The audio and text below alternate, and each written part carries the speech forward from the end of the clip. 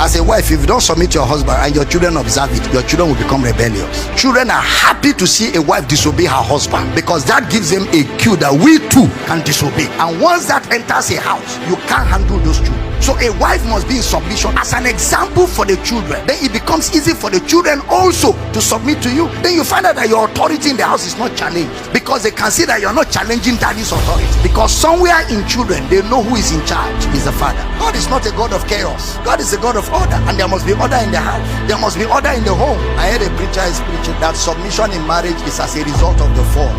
Fall. Wives, submit your husbands. Even as the church submit to Christ, church submitting to Christ, is it as a result of the fall? No, that's the divine order of God. God is a God of order. Let things be done decently and in order. That's the order of God for the home. What about a home where the husband is not born again, but the wife became born again before the husband, and the husband is not loving the wife like Christ, and they are beginning to feel like, I wish I knew this before I married. I wouldn't have married this man. What do we do in such a marriage? Stop, calm down, calm down. Regret is too late now. Let's look for how to cure the problem. You don't marry, finish. You don't drop 2 children for ground. They say, I wish.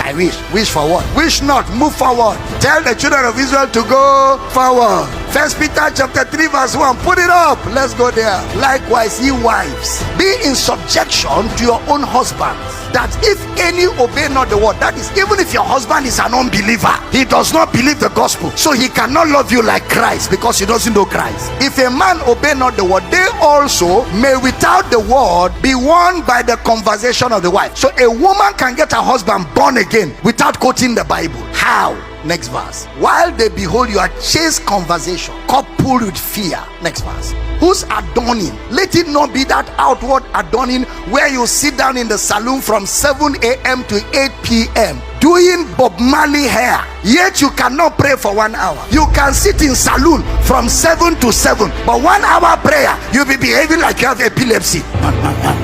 There's nothing wrong in plaiting the hair, but as you're spending time on plaiting the hair, spend more time in good character. Don't have beautiful hair with rotten character. You look well packaged until we come close. Then when we come close, you say, sigh, what a waste of investment. What a waste. What a waste. And what a woman. You are doing hair, your husband is hungry, he is moving all over the house, he can't find food, he can't find anything. Meanwhile, you are supposed to prepare food, and when he talks, you say, I'm trying to be beautiful for you. Now beauty I go job.